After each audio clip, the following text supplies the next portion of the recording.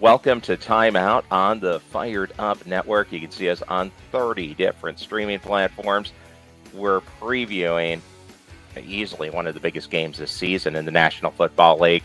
It's a rematch of the Super Bowl. The Kansas City Chiefs hosting the Philadelphia Eagles. And I thought, who better to talk about this game than former Kansas City Chiefs offensive lineman, Philadelphia area resident, Joe Valerio. You can hear him on the Believe in Chiefs podcast on the Believe Network every week.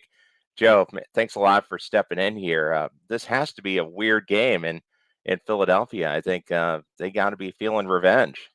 Yeah, this is a great one well, it's a great week to join you, Gerald. Thank you first and foremost for Oh, sure. allowing me the opportunity to join you and share some thoughts and love what you're doing. And it's great to bring that connection, my Kansas City connection and Philly connection to bear, which is pretty Yeah. cool. Like we were talking before we started recording. We had a great time last year for the Super Bowl. That was quite a couple of weeks leading up to that, and all the hype and hoopla around my connections to both Philadelphia and to Kansas City. Not quite Sure. the Kelsey Bowl, the Valerio Bowl, but it was and it's getting even crazier. This game, the connections are getting even crazier now that both have a Swift to go with it, right? You've got the Swift True. that plays for the Eagles and the Swift that's dating Travis Kelsey. So got the Kelsey Swift Monday night game coming up. So this is going to be exciting. But with all that said, it is a boy. If the NFL could have scripted, or I don't think they could have actually scripted a better situation than a Monday night game. Both teams coming off bye weeks, both teams coming off big wins, with the Chiefs coming off of their big win against the Dolphins in Miami, and the Eagles coming off of a big win against Dallas, which is, their in division rival. So Sure. yeah, Big I mean, rival. you really couldn't have scripted this thing any better, and throw in the fact that it's on Monday night, and it ratchets things up for sure.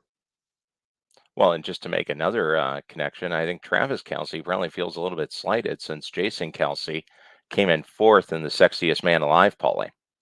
Yeah, I mean, that was these two brothers just going at it now. They have more than just the podcast back and forth. They've Yeah, got all kinds of things happening, and when you do look at it objectively, they're two great guys who bring a lot of personality, flavor to their cities and to the NFL in general. So it's really exciting to see, especially look as a fellow lineman, right? We called ourselves the Fools, right? The Fraternal Order of sure. Offensive Linemen, to have a fellow offensive lineman go into the sexiest man alive.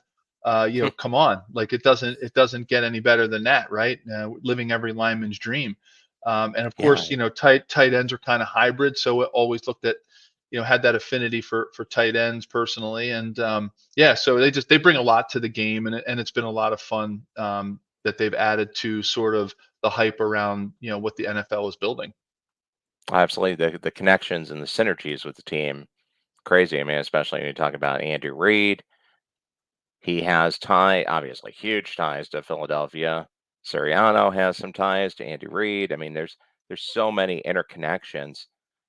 I just want to ask, when you look at a team like the Chiefs, a team like the Eagles, the fans are all super excited because it's a rematch. It's a Super Bowl. Man, this is the big game.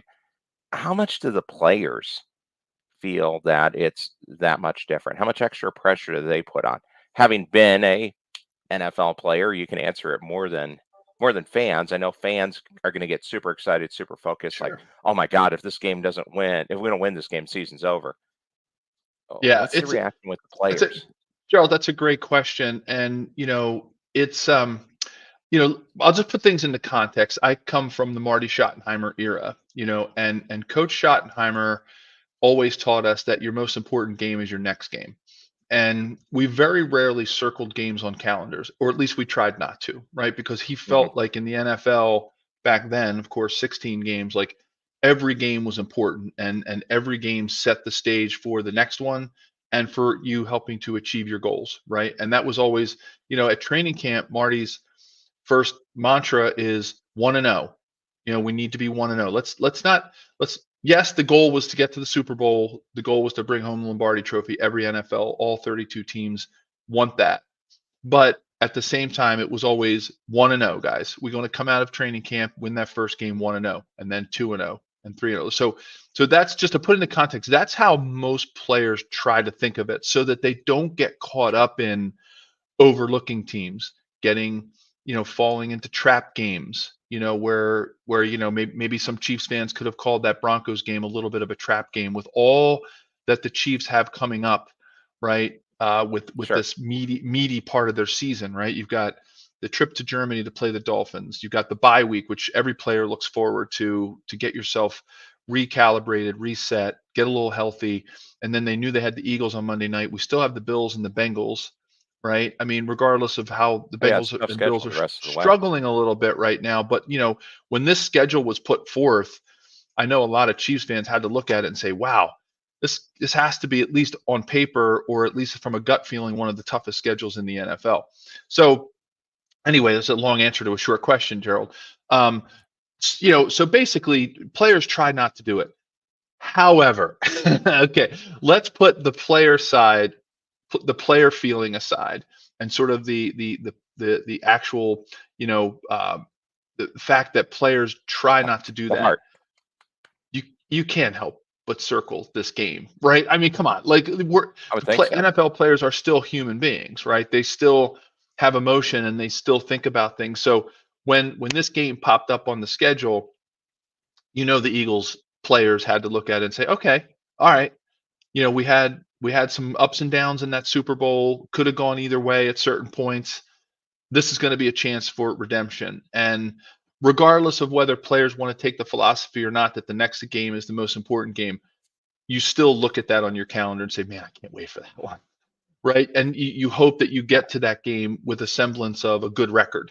So yeah, it's now the Chiefs, on the other hand, having won the Super Bowl, I think the sort of their feeling probably was like, all right, this is the Eagles' chance to come back to our place, see if they can beat us on our turf, and we know we have to understand they're going to come out full force, right? I mean, the Eagles Hmm. players are going to really be bringing all of the emotion. Not that you get more emotional for certain games, but some you do. Um, I think personally, this game, Gerald, to get a little bit into sort of the feelings about this particular game, I feel like the Chiefs have a little bit more to lose than the Eagles do. At 7-2, with this tough part of the schedule, right in the middle of it, and then still looking at the Bengals, the Chargers again, the Bills, who are still dangerous. I know they're struggling. I know Josh Allen's not having the year he wants to have. I know the Bengals are struggling, but they're still the Bills and Bengals. I think the Chiefs, at home, on their home turf, have a lot more to lose if the Eagles come in here and win. And I think that's, to me, a lot of times that's what sort of that helps drive your emotional feelings as a player in your preparation. Say, all right, who has more to lose? It's not that the Eagles want to lose this game, but I think they have less to lose. They come out of it 8-2. They've already beaten Dallas once. They still have a pretty meaty schedule coming up, but I think they still, come out of this as the class of the NFC, and they're kind of thinking, or at least I'm thinking that the Eagles don't have as much to lose. And when your back gets up against the wall, like the Chiefs might be for this game, I think it gives them a little bit of an advantage, actually. I would agree with that, especially with the Niners having those three straight losses. So that creates a little bit of a separation. The Chiefs, the AFC, seems to be a little bit more packed in, and you know, just the momentum. You don't want to lose that home game. It's important. Uh, And I've always looked from a gambling perspective. If you're looking to place a wager on the game, bet on the team that can't afford the loss because they're going to be more motivated. If you can afford to lose it, if it's not going to hurt you as much, eh, not that you don't try, but there is that extra drive. Now, Chiefs fans all year have been freaking out about one position, which I understand. Will the bye week help the wide receivers that much? Do you think a bye week, there's a lot of talk about self scouting and making some adjustments. Are we going to see a different wide receiver group in just how they play? Or do you think what we've had this season with spreading it out, getting the ball to everybody, couple passes to each guy. That's going to be kind of it this season. Yeah, the best that could come out of this bye week is maybe an understanding of some timing and some input into the playbook about how they can get this, I'll call it a mishmash of receivers, how they can get them functioning a little bit more effectively, right? I think Hmm. that's been, Patrick Mahomes, look, he's effective kind of regardless of who is out there, right? He just has a way of finding the pocket within the pocket. He has a way of, you know, keeping the play alive when the rush breaks down or when the pass protection breaks down. And I think if they can just learn to get into groove with him with timing, I think we can take this sort of, let's be honest, and I'm not saying this to be critical. This is a group of, B to B plus receivers. It's an amalgamation Sure. of them. They're all good in their own right, but it's not, they don't have, I think when if Chiefs fans haven't already watched an Eagles game or two that's been nationally televised and they haven't had a chance to see them play, when you see a receiver like AJ Brown, right? When you see, receivers that are A to A plus receivers, you see what a difference they make. Then the supporting cast builds around. Unfortunately or fortunately for the Chiefs, it's been Travis, but kind of Yeah. limited with the big tight end, right? You can't really run the jet routes. He can't really try to beat teams horizontally across the field with his speed the way that Tyreek Hill did. Tyreek was to me, more of a horizontal threat than he was a vertical threat, believe it or not. Like I always found Tyreek to be more effective when he was using his speed going sideline to sideline as opposed to going Hmm. deep. I mean, very rarely did he still catches them, but like they were definitely not as often where he was catching the bomb, so to speak, to use an old school football term. And I think they use Travis so effectively. Andy Reid has built a playbook around Travis Kelce in the tight end, H-back position, whatever you want to call him. He has done a masterful job of building a playbook around him and helping him find the open spots. But he still doesn't have the speed of a Tyreek Hill, and he doesn't have the all-inclusive combination of an AJ Brown. So when Chiefs fans watch a receiver like that, and you think, oh my goodness, if Patrick Mahomes had AJ Brown, like Sure. what in the world would this offense look like? And I think that's the one piece that is missing. Not to take anything away from how hard this receiving core has worked and how hard this offensive staff has worked to ensure that they're using this receiving core as effectively as possible. But let's be honest and let's be objective. It is missing that one special thing. Oh, absolutely. I'm just wondering if an offense like the Chiefs with all the different option routes, I mean, could they do something like say, okay, hey, look, on these plays, Sky, you have this option. Because I'm wondering if maybe in some cases they're just misreading it because they're all read and react routes. If they read one way and Patrick's looking the other way, you can't throw it to him because you just don't have time now. Right. Yeah, it's definitely an offense that's built on, sort of as much as you hear about RPO, right? Run pass option and giving the quarterback options to hand the ball, to run a ball himself, or to Hmm. throw it. You're right. Most of the routes in the Chiefs, they call them route trees, are option routes, right? Where they get to make a choice. And a lot of it has to do with syncing up with the quarterback and knowing where he's going to be, what he's looking for on certain down and distance, who you're playing, what coverage they're in.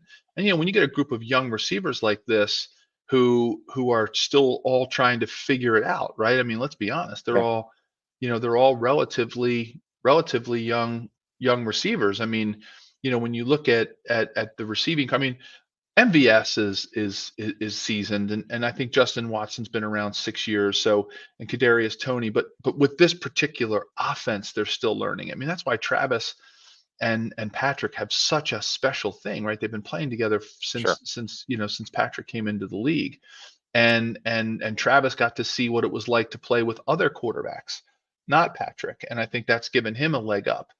And these other guys are still kind of figuring it out. I think bringing back McCole Hardman, actually is going to help them. I think he's going to bring a level of championship DNA and Chiefs DNA back into this wide receiver room. But again, go back to your question you asked a couple questions ago. My hope for the Chiefs is that they use this bye week to get that position right and to really focus in on what we're doing from a from a route running perspective. The Hmm. offensive line has been playing very well. Isaiah Pacheco really has been a real surprise to this team. Not a surprise, but for all intents and purposes, I don't think anybody expected a draft pick that low to come in and make an impact the way that he No, has. he's So he's been an answer.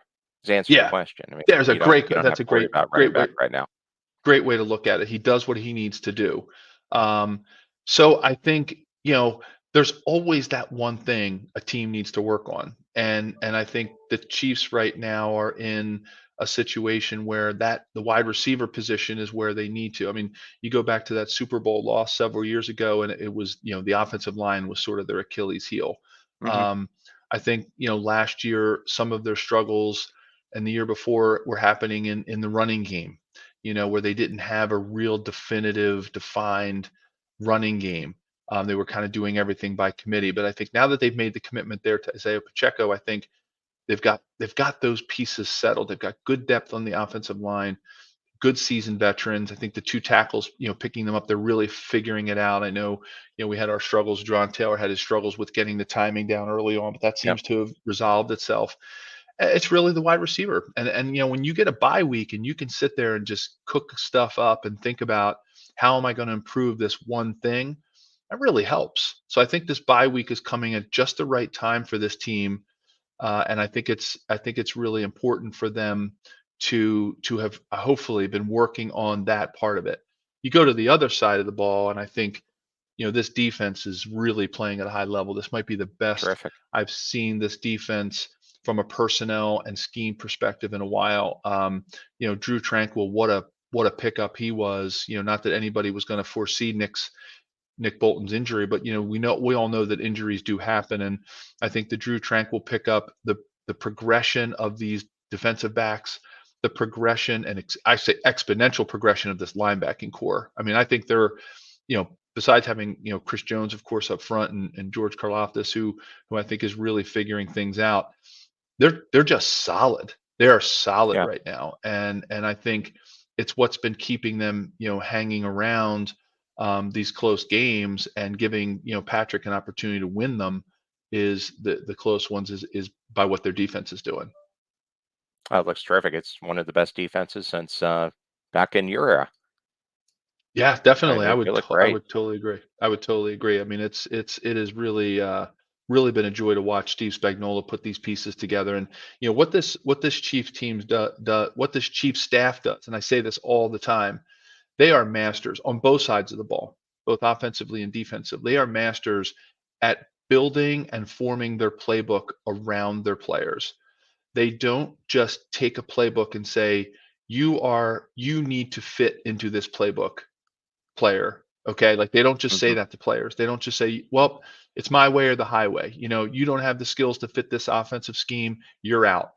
They have a magical way. I would say it's probably Andy Reid's secret sauce as a successful coach, both with the Eagles and the Chiefs.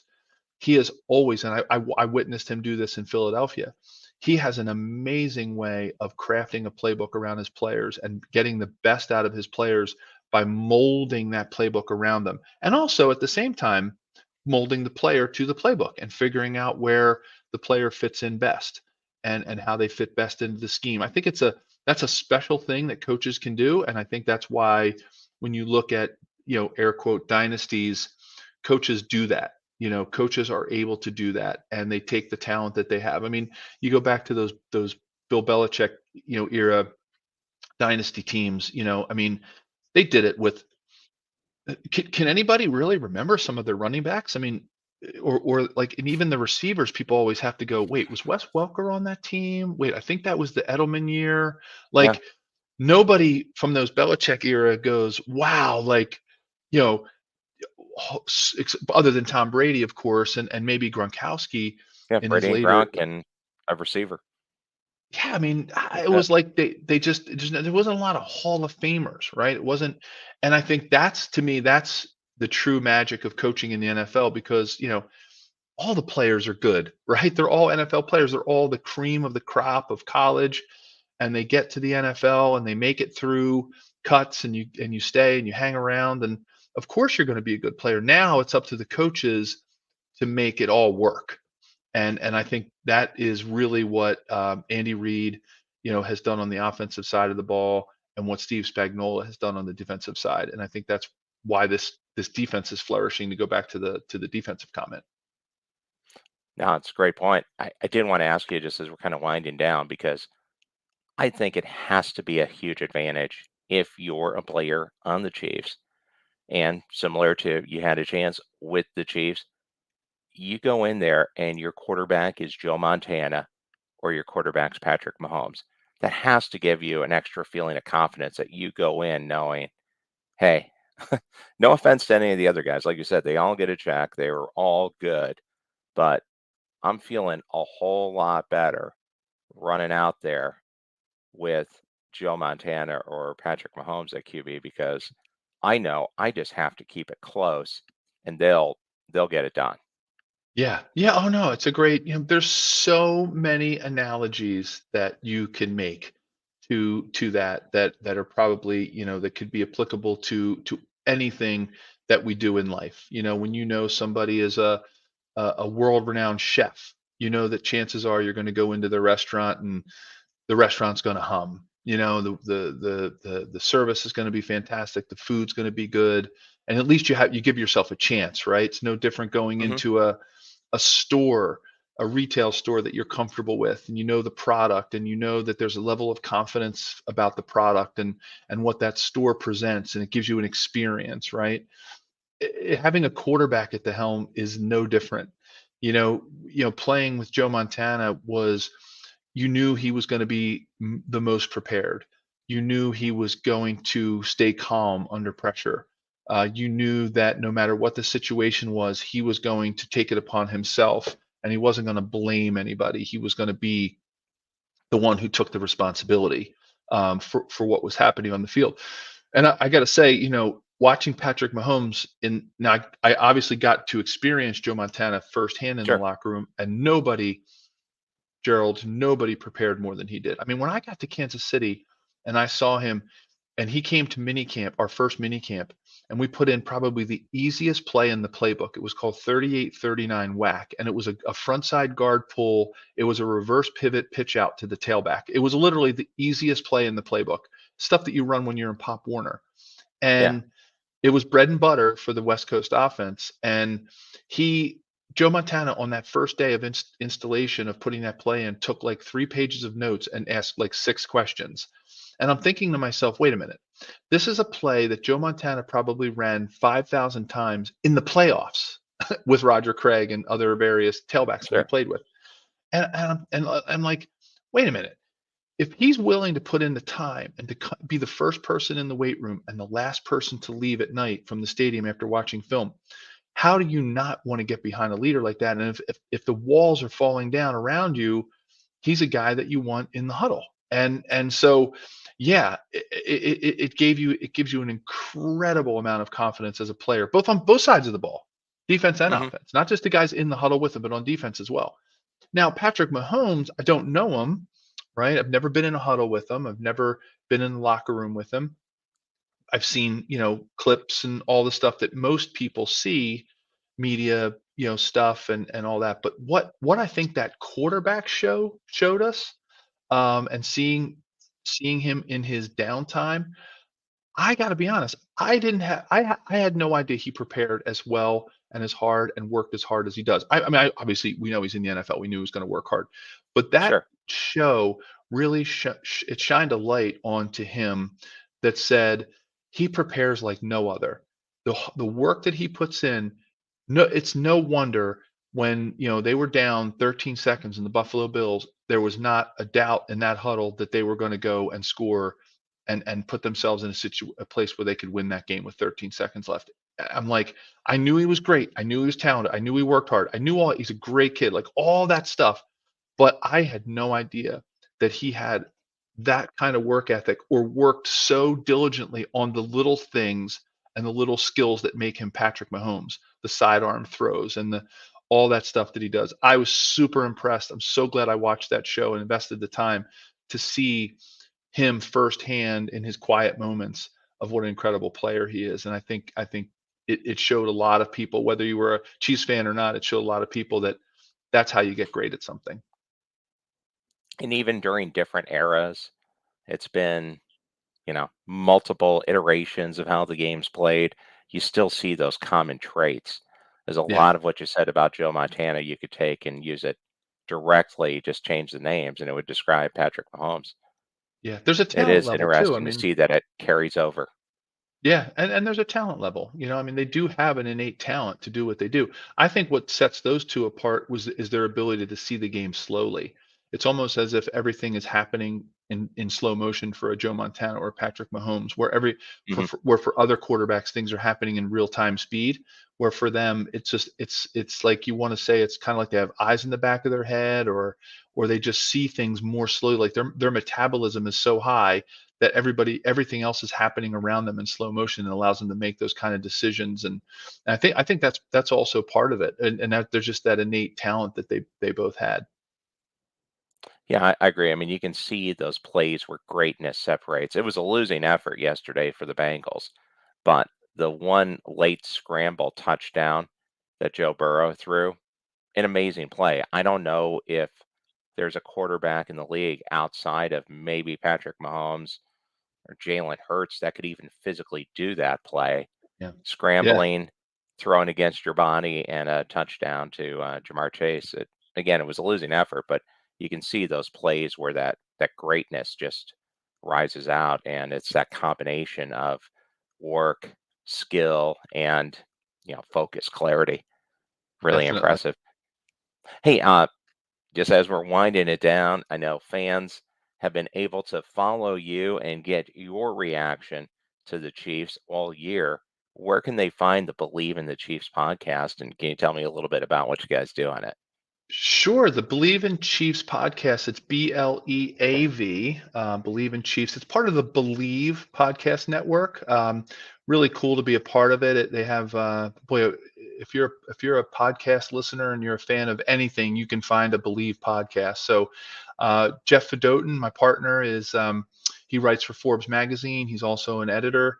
And he is a Kansas City native, and we have a blast each week. We've been doing it now for 3 years, and it's just a ton of fun. We do it every week. We don't miss a beat. We do 52 shows a year, and so we even go through the off season. And we always, Hmm. the NFL gives you plenty of stuff to talk about Oh yeah, during the off season. We always think, oh, what are we going to talk about this week? And then something happens, and the NFL gives us something to talk about for a half an hour each week. So yeah, we record it weekly. We usually post somewhere, between Wednesday and Thursday, and we'll post it and let our listeners know it's live and ready to go. And we're on all the any podcast medium that's available. That Stitcher, Spotify, hmm. Luminary, Apple Podcasts, wherever you get your podcast, you can find the Believe in Chiefs podcast, part of the Believe network. And if you're in the Kansas City area, really anywhere in the upper Midwest, you can hear Joe on weekly on the Border Patrol on 810 WHB radio with Stephen St. John and Nate Bucati. So you get a little local radio feel too with Joe. It's neat to hear you back on the airwaves here. It's good to get any of the Chiefs alumni back in Kansas City. Yeah, that's a ton of fun, Gerald. I love doing that with the guys. We do that every Tuesday morning at 7:30 Central Time, and they do record it as part of the Border Patrol podcast. But you can also hear it live on 810 as well. Yeah, that is a lot of fun. We have a lot of fun with that, and one of my favorite parts is the walk up song that they usually play for me when I come on in the morning, and they usually try to find something that's we've done the Rocky theme song, Philadelphia Freedom. They'll always try to tie something in with Philly or something relevant. They know I'm a big Sinatra, Tony Bennett genre music listener, so they're always coming up with a great walk-up song, which is a lot of fun. We always comment on that. But yeah, it's been a ton of fun doing that. Thanks for mentioning that. And those guys are great, and Absolutely. and we have a blast. Well, and before the Monday night game, I'll probably go ahead and I'll go to the newest Philadelphia import here in Kansas City. We have Chicky and Pete's opened up at the Bally's Casino downtown. So I'll go enjoy a nice Philadelphia cheesesteak and some crab fries the day There you go. before the game because That's a we don't want to great, eat yeah. Philadelphia stuff the day of the game. That's right. Get yourself all ready. When we were out for the alumni game against the Chargers, when they inducted Dante Hall into the Chiefs Ring of Fame, Ring of Honor, we saw the Chickies and Pete stuff around. We were wondering, wonder if Andy Reid had anything to do with that. So kind of I'm sure lobbying to he's get frequented them. them. I'm sure he has, and yeah, that's a nice Philadelphia staple here. Born and bred right by the old Veteran Stadium, now the Link, but Chickies and Pete's is a staple of Philadelphians, and really cool that they have them in Kansas City now. I'm sure I would have been a frequent person there. We, of course, going back, you can't get as good barbecue in Philadelphia as we did when we come out to visit and get the Sure. Chiefs games and visit with friends when we're out in Kansas City. So we love getting back and getting in touch with the community. And my wife and I always joke, if it weren't for the fact that we had triplets and that my wife and I are from the same hometown, we absolutely would have stayed in Kansas City. We just had so much family back here that we needed all that support. Bringing our 3 daughters home from the Kansas City area to be born here, and so we loved our time there. Our heart is still in Kansas City. My wife was a school teacher there. We had so much going on in the community, and it's such a wonderful place that we miss dearly, but will always hold a special place in our heart. And it's great to stay connected. So thanks for having me on today. Oh, absolutely. Glad to have you on. And by all means, everybody follow the Believe in Chiefs podcast. You can get some great insight from Joe, some breakdowns from the Marty era to today, and make those parallels. So it's great to always get a chance to connect with the Chiefs. Joe, thanks a lot for joining us here on the Fired Up Network. I appreciate it. Thank you so much, Gerald. And it's at Joe Valerio 73 if you want to catch some snippets of the pod too. So got you right behind me there, number 73.